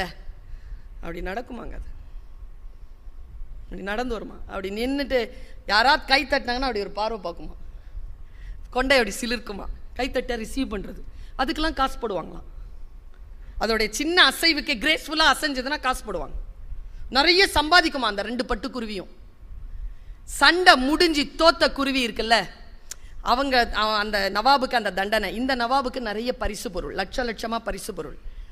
குருவிக்கு என்ன கிடைக்கும்னு நான் படிக்கிறேன். ஒரு பக்கம் ஃபுல்லாக நவாபுகளுக்கு தான் என்ன கிடைக்கும்னு, கடைசி பக்கத்தில் குருவிகளுக்கு ஒரு பரிசு, ஒரு தண்டனை. ஆடி போயிட்டேன் நான் அதை அப்படியே கடத்துறேன். இப்போ நாம எல்லாம் நவாப் இல்லை, நாம எல்லாம் குருவி. சரியா? வாழ்க்கையில் ஜெயிக்கணும், ஃபர்ஸ்ட்டாக வந்துடுவீங்களா? வந்து என்ன பண்ண போறீங்க? பைக் எடுத்துட்டு முதல்ல போயிடுறான். அங்க முதல்ல போக முடியாது, யாராவது ஒருத்தன் முன்னால போயிட்டு தான் இருப்பான். ரோட்ல எல்லாம் முந்திக்க முடியாது. ஜெயிக்கிற குருவிக்கு என்ன பரிசு தெரியுமா? எப்பா, கிவி பழம் கொடுப்பாங்களாம். கிவி பழம் கொடுத்துட்டு ஒரு இந்த பட்டாடைகள் இருக்குல்ல, இந்த பட்டமளிப்பு விழாவில் போடுவோம்ல, அந்த மாதிரி ஒரு தங்கத்தால் நெய்த ஒரு மெல்லிதான ஒரு பட்டு துணியில செய்த ஒரு ஃப்ளையர் அதுக்கு போட்டு விடுவாங்க. அதை அப்படி போட்டுக்கிட்டு அந்த காலை அப்படி இழுத்த உடனே அது அப்படி நடந்து போகுமாங்க. கைத்தட்டல் விண்ணி எடுக்குமா. இவ்வளோ கைத்தட்டல்லையும் இது உட்காந்த குருவி உட்காந்து அப்படி தான் இருக்குமா, எந்திரிச்சு கூட பார்க்காதான். என்ன புத்தி அதுக்குன்னு தெரியல. இந்த ஜெயித்த குருவி நேராக உள்ள ஒரு பெரிய தங்க கூண்டை வந்து பரிசா கொடுப்பாராம் அந்த நடத்தின நவாபு. அதுக்குள்ள வந்து பெரிய ஒரு பட்டு துணியில் அது உள்ள போய் உட்காந்துக்குமா. அவ்வளோ சூப்பர். இந்த தோத்த குருவிக்கு என்ன தண்டனைன்னு படித்தேன் பாருங்க. ஒன்றும் செய்ய மாட்டாங்களா. அந்த கொண்டை இருக்குல்ல, அழகு கொண்டை, அதை வெட்டிடுவாங்களாங்க. அதை இனிமேல் கொண்டையை ஆட்டவே முடியாது, அப்படி பண்ணவே முடியாது. வெட்டிட்டு இனிமேல் நவாபுக்கு அது சொந்தம் இல்லை. நவாபு நடத்தின நவாப் கையில் வாங்கி ஜன்னல் திறந்து எல்லாம் பார்க்க பறக்க விட்டுருவாராம். அது பறந்து போயிருமா. கடைசியாக மூசா ரஸா எழுதுறார், நவாபுகளுக்கு கிடைத்த பரிசை விட ஜெயித்த குருவிக்கு கிடைத்த பரிசை விட தோற்ற குருவிக்கு கிடைத்த சுதந்திரத்தையே நான் விரும்புகிறேன். அழகு போனா போட்டோம், இந்த உலகு தோத்துதுன்னா சொல்லிட்டு போட்டோம், ஆனால் என் வாழ்க்கையில் நான் சுதந்திரத்தை மட்டுமே தேர்ந்தெடுப்பேன் என்று சொல்லுகின்ற அந்த விஷயம் இருக்குல்ல, அதைத்தான் சொன்னாரு பாலு மகேந்திரா. நான் போய் கேட்டேன், ஏதாவது ஒரு நல்ல வார்த்தை சொல்லுங்க யான்னு. எனக்கு அவர் சொன்ன வார்த்தையை நான் அப்படியே கடத்திட்டு போறேன். ஜெயிக்கிறதோ தோக்கிறதோ அது முக்கியம் இல்லை பர்வீன். வாழ்க்கையில விரும்பியதை செய்து கொண்டே இருக்கிறோமா, அதுதான் முக்கியம். விரும்பியதை செய்கிறாயா? நம் வாழ்க்கையில் விரும்பியதை செய்வதற்கான அந்த வாய்ப்பு நமக்கு இருக்கிறதா? எவ்வளவு தவறு செய்கிறோம், சின்ன சின்ன தவறுகள். இன்னைக்கு சொன்னார்ல, பேப்பர் படிச்சுட்டு வந்தேன்னு ஐயா, இன்னைக்கு காலையில பத்திரிகையில ஒரு செய்தி வந்திருக்குங்க. காலையில வந்த செய்தி, 2 IPS ஆபீசருக்கு நோட்டீஸ் ஏன் நோட்டீஸ் அனுப்பக்கூடாது, நடவடிக்கை எடுக்கக்கூடாதுன்னு தேர்தல் ஆணையம் கேள்வி கேட்டிருக்கு. படிச்சிங்களா? 2 IPS ஆபீசருக்கு. நாம் நம்முடைய உரிமையை அறிய வேண்டும், நம்முடைய கடமையை அறிய வேண்டும், நம் ஆரோக்கியத்தை, நமக்கான அரசியல் சூழ்நிலையை, நமக்கான பொருளாதார சூழ்நிலையை நாம் அறிந்து வைத்திருப்பது நமக்கு வல்லமையை தரும். எதற்காக அந்த 2 பேருக்கும் ஆணையம் வந்து நோட்டீஸ் அனுப்பிச்சிருக்குன்னா, 2016 வருஷம் மணிகண்டன் ஒருத்தர் தகவல் அறியும் சட்டத்திற்கு கீழே ஒரு அப்ளிகேஷன் போட்டிருக்காரு. அவர் போட்டது ஜூன் மாதம் 25ஆம் தேதி. அப்புறம் மேல்முறையீடு பண்ணியிருக்காரு ஆகஸ்ட் மாதம் 22ஆம் தேதி, வரல. இப்போ 2022 மறுபடியும் போட்டிருக்காரு. நான் ஒரு எஃப்ஐஆர் பற்றி கேள்வி கேட்குறேன், யாருமே எனக்கு தரமாட்டேங்கிறாங்கன்னு.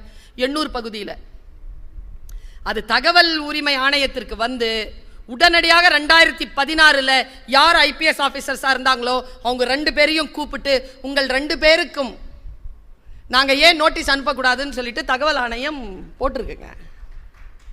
குடிமகளாக இருக்கக்கூடிய குடிமக்களாக இருக்கக்கூடிய நமக்கு எது எல்லாம் உரிமைக்கானது என்பது நாம் தெரிந்து வைத்திருக்க வேண்டும். என்ன புத்தகம் புதுசா வந்திருக்கு, ஃபீல்டில் யார் பேசிக்கிட்டு இருக்கா, ஃபீல்டில் யார் நிற்கிறா, எதுவுமே அப்படியா என்று கேட்காமல் உள்ளே நுழைந்து வித்தியாசமாக யோசிப்பதற்கல்ல. ஐயா சொன்னார், எல்லாத்தையும் நம்பிராதீங்க. தகவல்களை எழுந்து போய் இன்னைக்கு எத்தனாவது நாள், இது 5வது நாள். நான் சொல்லுறேன், பார்க்குற புக்கெல்லாம் வாங்கிறாதீங்க. ஒரு ரவுண்டு போங்க, எல்லாருக்கிட்டையும் ப்ராஸ்பெக்டஸ் வாங்குங்க, உங்கள் துட்டு எவ்வளோ இருக்குன்னு பாருங்க. பெரியவங்க எல்லாருக்கிட்டையும் கேளுங்க. என்கிட்ட ஒரு 5000 ரூபாய் இருக்குது, 5000 ரூபாய்க்கு புக்கு வாங்கலான்னு நினைக்கிறேன், 3000 ரூபாய்க்கு புக்கு வாங்கலான்னு நினைக்கிறேன், 500 ரூபாய்க்கு புக்கு வாங்கலான்னு, என்ன புக்கு வாங்கலான்ட்டு கேளுங்க, தேடுங்க. 10வது நாளுக்குள்ளே வாங்குங்க. அதனால்தான் 10 நாள் போட்டிருக்குது. டக்கு டக்குன்னு போய் வாங்கிறது இல்லை, விசாரித்து வாங்குவது, விசாரிப்பது, நமக்கான விஷயங்கள் எது என்பதனை தெரிந்து கொள்வது. என் மன வருத்தத்தோட நான் ஒரு விஷயத்தை சொல்றேங்க. நமக்கு முந்திக் கொள்ள வேண்டும்ன்ற ஆசை இருக்கு, ஆனா எப்பன்னு தெரியல. அவசரம், வேகம் வேகம் வேகம், அது விவேகம் இல்லாத வேகம் விபத்தினில் முடிகிறதுன்னு ஒரு பாட்டு, பழைய பாட்டு கேள்விப்பட்டிருப்போம் நாம, தூர்தர்ஷன்ல வரும். விவேகத்துடனான வேகம் இருக்குதா நம்ம கிட்ட? அன்றாட விஷயங்களில் நாம் எவ்வளவு தெளிவுடன் இருக்கிறோம், அன்றாட வேலைகளை நாம் எப்படி புரிந்து கொள்கிறோம், ஒரு வார்த்தை எப்படி புரிஞ்சுக்கிறோம். எனக்கு தெரிஞ்சு பல பேர் என்ன மாதிரி சத்தமா ஆர்ப்பாட்டமா ஆடம்பரமா பேசணும், இல்லைன்னா ஒரு மாதிரி சிரிக்க சிரிக்க பேசணும். நான் ஒரு சூட்சுமத்தை ரகசியத்தை சொல்லிட்டு போறேன். என்ன மாதிரியோ இவரை மாதிரியும் பேசாம சைலண்டா பேசுறவங்க என்னை விட இவங்களை விட ஆழமான அற்புதமான சிந்தனைகளை தருகின்றவர்களாக இருப்பார்கள். கேட்டு பழகுங்கள். நான் இப்ப அமெரிக்காவுக்கு போயிட்டு வந்த பொழுது 3 புத்தகங்கள் வாங்கி கொண்டு வந்தேன். 3 புத்தகத்தினுடைய பெயரும் லிசனிங். கேட்கிற தன்மை வந்துருச்சுன்னு வச்சுக்கோங்க, வாழ்க்கையினுடைய தரம் மாறும். தோழமைகளை, நம்ம கிட்ட இருக்கக்கூடிய மிகப்பெரிய இழிகுணம் என்ன தெரியுமா? நாம் பேசுவதை எல்லோரும் கேட்க வேண்டும் என்று துடிக்கின்ற நாம் அடுத்தவர்கள் பேசுவதை கேட்பதற்கான மனநிலை, மனபலத்தை பெறுவதே இல்லை. முக்கியமா வீட்டில். நான் நிறைய ஆண்கள் கிட்ட கேட்டிருக்கேன், ஏங்க உங்க வைஃப் உங்களுக்கு ஃப்ரெண்ட் இல்லையா? எங்க மேடம், பேசினாலே சண்டை வருது, வாயை திறந்தாலே சண்டை தான் மேடம். நான் ஒரு விஷயம், ரொம்ப நுட்பமா ஒரு விஷயம் சொல்றேன். பொருளாதார உறவுகள் இந்த 2 டாபிக்லையும் இல்லாம பொது விஷயங்களை பேசி பழகுகின்ற தம்பதியினரின் முதுமை வயது மிக ரம்யமாக இருக்கும், ரொம்ப ரம்யமா இருக்கும். பொருளாதார சண்டையோ உறவு சண்டையோ இல்லாமல் பேசுவது. பல நேரங்களில் நான் சொல்றேனே, பேசுறோம்ல, நான் பல தடவை சொல்லியிருக்கேன், பேசுறோம்ல, பெண்களுக்கு என்ன வேணும் தெரியுமா? ஒன்றும் இல்லைங்க, ரொம்ப சிம்பிள்ங்க. நீங்கள் அவங்க கிட்ட பேசணும்னு அவங்க எதிர்பார்க்குறாங்க வீட்டில். 2, அவங்க பேசுகிறத நீங்கள் கேட்கணும்னு எதிர்பார்க்குறாங்க. அவ்வளோ. 2 செய்கிறதே இல்லையே. சாப்பிட்டாச்சா? 11 மணிக்கு. குழந்தைங்களாம் சாப்பிட்டாச்சா? செலவுக்கு எதாவது காசு வேணுமா? முழிச்சிட்டு இருக்கிற, இன்னும் தூங்கு. இதை சொல்றதுக்கு எதுக்கு நீ? இப்போ ஒன்றும் இல்லை. இப்போ நீங்கள் வந்துட்டு போனீங்கல்ல, 9:30 மணிக்கு வீட்டில் ஆரம்பிக்கும் தோசைக்கல் வைக்கிறதுலேருந்து 11, 12 வரைக்கும் வீட்டில் இருக்கிற எல்லாருக்கும் 2 பேரும் பேசுனதையும் சொல்லி முடிச்சுட்டு தான் பொம்பளைங்க தூங்குவாங்க. ஆண்கள் எல்லாம் நல்லா தான் இருந்துச்சு, என்ன சாப்பாடு, அவங்க என்ன பேசுனா, அவங்களாம் பேசுகிறது தான் கேட்டுட்டு தானே இருக்கிற, அதான் பேசுனாங்க. காலை வேலைக்கு போனோம்ப்பா. ஏன்பா கூப்பிட்டேன், வந்தியா? வரல போ. இது ஆண்கள் மொழி, இது பெண்களுக்கு பிடிக்காது. நாங்கள் அந்த மாதிரி பேசுகிற ஆண்களை என்ன பண்ணுவோம் தெரியுமா? சொல்லட்டுமா? இப்போ ஒன்றும் சொல்ல மாட்டோம். உங்களுக்கு 65 வயசு ஆகட்டோன்னு காத்துட்ருப்போம். அப்புறமா ஒன்றொன்னா எடுத்து, அப்புறம் குத்துதே குடையுதேன்ட்டு இருப்பீங்க. வீட்டுக்கு போனால் நிம்மதியே இல்லை மேடம். எப்படி இருக்கும்? 30 வயசுலேயே அந்த நிம்மதியை நீ தேடி இருக்கணும். இல்லைல்ல, அவமானப்படுத்தினல்ல, அனுபவி. 65 கன்னு மாதிரி இருக்கும் ஒய்ஃபு, ஷார்ப்பாக இருக்கும் எல்லாம். நல்லா எனக்கு தெரிஞ்ச அம்மா 57 வயசில் ஒரு அம்மா டிவோர்ஸ் கேட்டுச்சு. பயந்துடாதீங்க, சில பேருக்கு ஹார்ட் அட்டாக்கே வந்துடும். இப்போ நான் சொல்கிற கேஸை கேட்டிங்கன்னா இது நிஜமாவே நடந்தது கேஸு. 57 வயசு டிவோர்ஸுங்க. நாங்கள்லாம் அப்போது சும்மா பார்வையாளர்கள். இந்த கேஸ் பற்றி சொல்கிறா, என் ஃப்ரெண்டு சொல்கிறா, சூப்பர் கேஸுங்க. நான் இன்னைக்கு சொல்கிறேன், பலப்பட்டு வெளியில் போங்க. இன்னிலிருந்து உங்களுடைய ஆட்டிடியூடை மாறும் பாருங்க. அந்த ஐயா கேட்குறாரு, ஜட்ஜு கேட்குறாரு, எதுக்குமா அவர் ரொம்ப கொடுமைப்படுத்துகிறார்? இல்லைங்க. சந்தேகம்? இல்லைங்க. எத்தனை வயசில் உங்களுக்கு கல்யாணம் ஆச்சு? 30 வயசில் ஆச்சு. ஓ, 30 வயசில் கல்யாணம். பிள்ளை 31 வயசுலங்க. என்ன குழந்தை? பெண் குழந்தைங்க. ஒரு குழந்தை தானே? ஆமாம். அவளுக்கு கல்யாணம் ஆயிடுச்சுங்க. எப்போ ஆச்சு? அவளுக்கு 25 வயசில் பண்ணிட்டோங்க. இப்போ 1 வயசில் கையில் குழந்தை இருக்குங்க. ஆள் குடிப்பாரா? இல்லைங்க. இன்னும் சர்வீஸில் இருக்கிறாரா? இருக்கிறாருங்க. சர்வீஸ் இருக்குங்க. இன்னும் 2 வருஷம் சர்வீஸ் இருக்குது. எங்க கவர்மெண்ட் ஜாபில் இருக்காரு, அடிக்க மாட்டாருங்கிறீங்க, சந்தேகப்படலை. அவருக்கு எதாவது அஃபேர் இருக்கா? இல்லைங்க. எந்த அஃபேரும்? கெட்ட வார்த்தை சொல்வாரா? இல்லைங்க. என்னதான் உன் பிரச்சனை? அந்த அம்மா சொன்ன ஒரு பதிலை சொன்னீங்கன்னா ஹார்ட் அட்டாக்கே வந்துடும் உங்களுக்கு. போதுங்க. என்ன போதும்? போதும். என்னம்மா போதும்? 27 வருஷமா முடியலைங்க. செக்ஷுவல் டார்ச்சரா? அதெல்லாம் இல்லைங்க. நல்ல மனுஷங்க. வேற என்னம்மா போதும்? அவர் சம்பாதிக்கிறதுல அம்மா விட்டு கொடுத்துட்றாரு? இல்லைங்க. ஃப்ரெண்ட்ஸை கூட்டிகிட்டு கூத்தடிக்கிற? இல்லைங்க. வேற என்னங்க பண்ணுறாரு? எங்க கல்யாணம் ஆன அன்னிலேருந்து ஒரு பழக்கங்க அவருக்கு. என்ன? காலையில் 4 மணிக்கு எந்திரிப்பாராங்க, வாக்கிங் போவாராம். வரும்போது பால், ஃப்ரெஷ்ஷு காய்கறிலாம் கொண்டு வந்துடுவாராம். காலையில் அன்றைக்கி நைட் அரைச்ச மாவில் இட்லி, ஒரு சட்னி, ஒரு சாம்பார், ஃப்ரெஷ்ஷாக காஃபி. காஃபி ஃப்ரெஷ்ஷாக அரைச்சி தான் போடணும் காலையில். மத்தியானம் வீடு எங்கேயும் எடுக்க மாட்டாராம், ஆஃபீஸ்க்கு பக்கத்துலேயே வீடு எடுத்துக்கு வரான். வீட்டுக்கு வருவாராம், டீ டைமுக்கு கூட வருவாராங்க. சுண்டல், டீ குடிப்பாராம். கண்டிப்பாக ஒரு நாளைக்கு ஒரு சுண்டல், மாறி மாறி இருக்கணுமா. மத்தியானத்துக்கு ஒரு கீரை, 2 காய், ஒரு கூட்டு, ஒரு பொரியல், அதான் அந்த காய், அப்புறமா ஒரு குழம்பு, மோர், ரசம் கண்டிப்பாக இருக்கணுமா, சூடாக இருக்கணுமா. மறுபடியும் போவாராம், 3 மணிக்கு வந்துடுவாராம், வடை இருக்கணுமா, டீ இருக்கணும். நைட்டுக்கு காலையிலையோ மத்தியானமோ வச்ச எந்த வெஞ்சனத்தையும் தொட்டுக்க மாட்டாராம். ஃப்ரெஷ்ஷாக இட்லியோ தோசையோ பொண்ணுமா, மேடம் மாவு நைட்டுக்கு அரைச்சி அன்னைக்கு காலி பண்ணிடணும். போதும்ன்றுச்சுங்க அந்த அம்மா. அந்த அந்த ஆள் கேட்டாரு, இதுவே ஜாஸ்தின்னாரு. கலெக்டர் சொல்றாரு இதுவே ஜாஸ்தி. நான் ஒன்று சொல்லட்டுமா? அந்த கேட்டாருங்க அந்த ஜட்ஜு, இவ்வளோ நாள் எப்படிம்மா சமாளிச்ச? பொண்ணுக்கு கல்யாணம் ஆகணுங்கிறதுனால அமைதியாக இருந்தேங்க. கல்யாணம் ஆன உடனே விட்டுருக்கலாம்ல இந்த ஆளை. இல்லைங்க, குழந்தை ஏதாவது இல்லை, ஏதாவது செஞ்சு பிள்ளைனுடைய வாழ்க்கையில் ஏதாவது பிரச்சனைன்னா அதுக்காக பார்த்துருந்தேன். அவர் நல்லா செட்டில் ஆகிட்டாருங்க, அவர் பார்த்துக்கிட்டோங்க, போதுங்கன்றது. வீட்டில் போய் சூடாக ஏதாவது கேட்டீங்க, முடியலைங்க. வாழ்க்கை என்பது அற்புதமானது.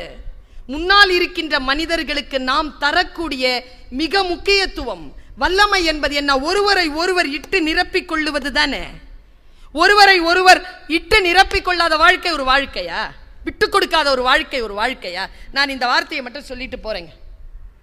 சொல்லணும்னு தோணுது, உங்களை பார்த்து சொல்லணும்னு தோணுது, அதனால சொல்றேன். நான் 5 நிமிடத்தில் முடிக்கிறேன். என்னுடைய வாழ்க்கையில நான் ஆன்மீக நம்பிக்கை கொண்டவள்.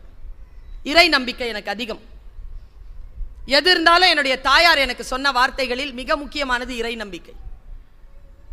இந்த வினாடி வரைக்கும் அந்த நம்பிக்கை தான் எனக்கு.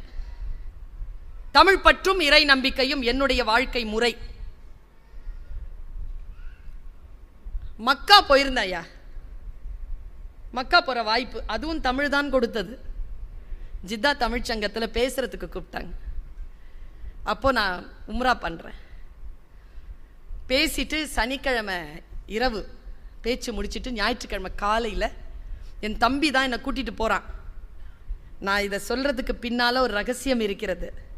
என் ஆன்மீக அனுபவத்தை கடத்துவது அல்ல. நீங்கள் எங்கேயும் போய்கொள்ளுங்கள். உங்கள் ஆன்மீக இடம் எதுவோ அது உங்களுக்கான இடம். இந்த மனநிலை இருக்கிறதான்னு பாருங்க. போறேன். என் தம்பி தான் என்னை கையில் பிடிச்சி கூட்டிட்டு போறான். அக்கா நிமிர்ந்து பார்க்காத, கீழே பார்த்துட்டு வா, நான் சொல்லும்போது மட்டும் பாருண்ணா. அவன் சொல்லும்போது அப்படி பார்க்குறேங்க, காபா அப்படி நிற்குது. என்ன தவம் செய்தேன்? ஒரு விஷயம் தெரியுமா? அது பார்த்த உடனே என்ன கேட்குறோமோ உடனே இறைவன் ஏற்றுக்கொள்வான்ற ஒரு நம்பிக்கை இருக்கு. உங்களுக்கு சொல்லட்டுமா என் மனசில் என்ன வார்த்தை வந்ததுன்னு? என் இறை மீது ஆணையா சொல்கிறேன். நான் அங்கே சொன்ன வார்த்தை, நீ கொடுத்ததற்கே நன்றி சொல்ல முடியவில்லை, இன்னும் அடுத்தடுத்து கேட்பதற்கு அஞ்சுதே என் நெஞ்சம். பயந்துட்டேங்க. நான் ஏதாவது கேட்கறதுக்கு பயமா இருந்தது. நீ பார்க்குறேன், என்ன அனுபவம் அது. சரிப்பா, அவங்கவுங்க நம்பிக்கை தானே. சில பேருக்கு ராமேஸ்வரம் போனால் அது கிடைக்கலாம், சில பேருக்கு காசியில் கிடைக்கலாம், சில பேருக்கு ஜெருசலத்தில் கிடைக்கலாம். எனக்கு மக்கால கிடைக்குது. அப்புறமா உள்ள நுழைஞ்சிட்டோம்னா ஆண் பெண் எதுவுமே வித்தியாசம் இல்லை, எல்லாரும் அந்த காபாவை சுற்றி வந்துக்கிட்டே இருக்கும். அப்போ காபாவுக்கு முன்னால ஒரு பெரிய கதவு இருக்குங்க, இப்ராஹிம் கதவுன்னு பேரு. அதெல்லாம் தொடவே முடியாது, 7.5 அடிக்கு மேலே இருக்குது. அது கையை வச்சு கொஞ்சம் அப்படி கையை தொட்டுட்டோம்னா பெரிய விஷயம். தொட முடியாதுங்க, லட்சக்கணக்கான பேர் சுற்றிட்டு இருப்பாங்க, கிட்டேயே போக முடியாது. அது இப்படி இருக்கும், இந்த கட்டடமே இப்படி இருக்கும். இதை தாண்டி தான் நீங்கள் இதில் தொடணும், முடியவே முடியாது. எனக்கு தான் கொஞ்சம் பிடிவாதக்காரினா நுழைஞ்சிட்டேன். உள்ள போயிட்டேங்க. கிட்ட மேலே பார்க்குறேன், நான் இருக்கிறேன் 5.5 அடி, அது இருக்குது 7.5 அடி. சான்ஸே கிடையாது. கை தூக்குனா கூட இவங்க தான் போகுது, உள்ளெல்லாம் போக தொடவே முடியாது, அப்படி கூட்டம். ஆனாலும் அது பக்கத்தில் நிற்கிறதே ஒரு வைப்ரேஷன் தானே. பார்த்துக்கிட்டே நிற்கிறேங்க. என்னமோ தெரியலைங்க, பின்னால இருந்து ஒரு பொண்ணு ஹங்குது. யாரா இதுன்னு பின்னால பார்த்தா இருக்கிறாங்க. அவ சிரியா போல இருக்கு, இல்லை ரஷ்யா இருக்கணும். நல்ல பெரிய உயரம், பயங்கர உயரம். அந்த பொண்ணு கண்ணில் பேசுகிறாங்க என்கிட்ட. நீ மறைச்சிக்கிட்டு இருக்கிற என்ன உன்னால் தொட முடியாது, நீ நகர்ந்தனா நான் தொட்டுருவேன். எதை? ஏங்க என் லைஃபுங்க, அது என் இலக்கு. போய் அந்த பொண்ணு என்ன நகர சொல்கிறா. ஆனாலும் மனசில் அவள் கண்ணில் தண்ணி போயிட்டே இருக்கு. சே, நம்மளால் முடியல, நாம் எதுக்கு இன்னொருத்தங்களுக்கு தடையாக இருக்கணும்ன்ட்டு என்னுடைய பலத்தை கொண்டு அப்படி திருப்பி அந்த பெண்ணை மட்டும் அப்படி உள்ள அனுப்பிட்டேன். அவள போயிட்டான். உள்ளே போனால் அது பாருங்க, அது கை இவ்வளோ உள்ளே போயிடுது. அதுக்கு அவ்வளோ ஹைட்.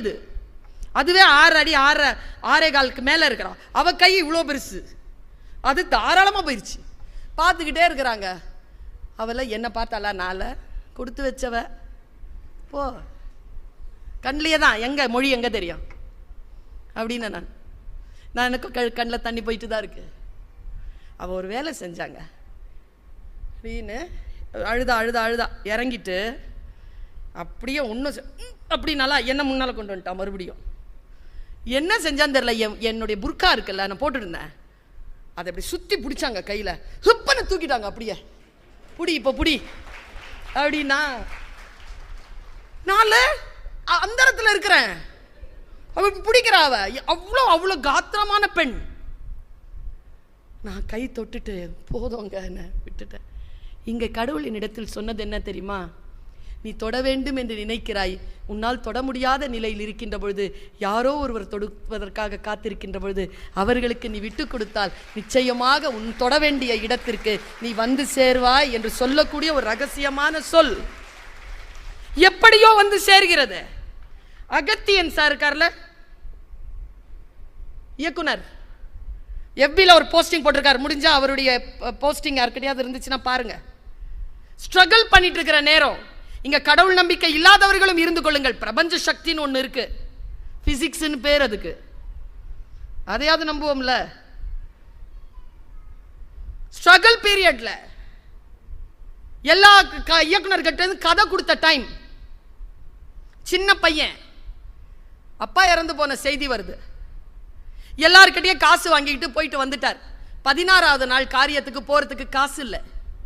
1500 ரூபாய் இல்லைன்னா உள்ள நுழைய முடியாது கிராமத்துக்குள்ள. தோணுது அவருக்கு மணிவண்ணன் சாரை பார்க்க போலான்னு.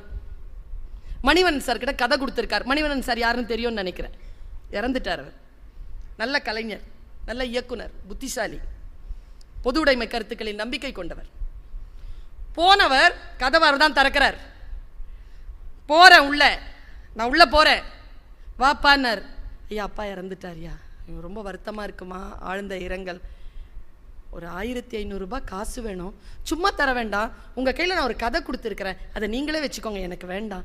அதுக்கு பதிலா சிரிச்சுக்கிட்டே மணிவண்ணன் சொன்னார், அடே நீயும் கலைஞன் நானும் கலைஞன், நடா 1500 ரூபாய் ஸ்கிரிப்டாடா இது, நீ அப்பா காரியத்தை முடிச்சுட்டு வா, அப்புறமா நம்ம பேசுவோம். 1500 ரூபாய் கொடுத்துட்டாரு. அவர் போய் தன்னுடைய அப்பா காரியத்தை பண்ணிட்டு வந்துட்டாரு. வாழ்க்கை அப்படியே ஓடுது. மணிவண்ணன் சாரை வச்சு 6-7 படம் பண்ணிட்டார், சக்சஸ் ஆயிட்டார். 10-12 வருஷம் கழிச்சு மணிவண்ணன் சாரை சந்திக்கிறார். பேசிக்கிட்டே இருக்கும்போது சொன்னார், அந்த ரொம்ப உருக்கமான அந்த நோட்ஸுங்க அவர் எஃபியில் எழுதியிருக்காரு, ஃபேஸ்புக்கில் முகநூலில் எழுதியிருக்கார். சிரிச்சுக்கிட்டே சொன்ன, ஐயா எவ்வளோ நாள் நானும் நீங்களும் பழகிட்டோம், இருந்தாலும் அந்த 1500 ரூபாவை நான் திருப்பி கொடுக்கலையே. சிரிச்சுக்கிட்டே மணிவண்ணன் சார் சொன்னாரா, டேய் நீ எனக்கு எவ்வளோ படம் கொடுத்துருக்க தெரியுமா, உனக்கு ஒரு 6-7 படம் பண்ணியிருப்பீங்களா, எவ்வளோ சம்பளம் கொடுத்துருக்க தெரியுமா, எவ்வளோ 75 லட்சம் ரூபா. அப்படியா, ப்ரொடக்ஷன் சாருக்கு தான் தெரியும், எனக்கு தெரியல. அவ்வளோ கொடுத்துருக்கே. நீ உனக்கு ஒரு விஷயம் சொல்கிறேன், மனசில் எழுதி வச்சுக்கோ, உன் 1500 ரூபா எனக்கு வேணாம். அது நான் ஏன் உன் 1500 ரூபா சொல்கிறேன் தெரியுமா, இந்த பிரபஞ்சம் நீ 1500 ரூபாய் தேடி அலைஞ்சல்ல, அப்போ கையில வந்து 75 லட்சம் ரூபாய் வச்சுக்கிட்டு பார்த்துக்கிட்டே இருந்துச்சு. இந்த பையனுக்கு யார் 1500 ரூபாய் கொடுக்குறாங்களோ அவங்கக்கிட்ட அது கொடுத்துடலான்னு நான் கொடுத்தேன்ப்பா, எனக்கு கிடைச்சிருச்சுப்பா. நாம் எதை நினைக்கிறோமோ அதை விட பன்மடங்கு சக்தி நிலை நம்மை நோக்கி கொண்டிருக்கிறது. வல்லமை என்பது எது தெரியுமா, வேறு ஒன்றும் இல்லை பெருமக்களே. சாதாரணமான பிற்படுத்த குடும்பத்தில் பிறந்த நான், சத்துணவு சாப்பிட்டு வளர்ந்த குழந்தை நான்,